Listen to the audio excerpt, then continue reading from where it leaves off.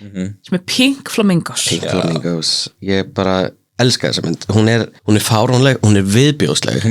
já hún er bara genuinely bara á pörstum er bara að horfa á þetta og er bara svona Já, það er, já, ég er ennþá ekki búin að komast í gegnum hundaatriðið Ég það bara í endanum sko. Já, það er bara í blá endanum að geta sleppt í en já, það er sem sagt bara,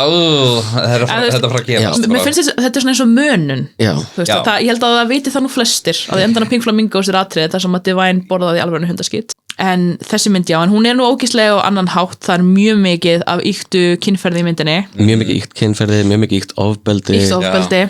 í þessari mynd er klassísk lína sem að Babs Johnson og Divine segir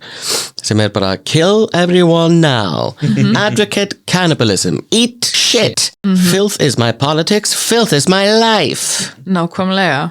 það er bara stórkostlegt sko, ég sammála bara æðislega lína og þetta er finnst mér rosalega mikið svona bara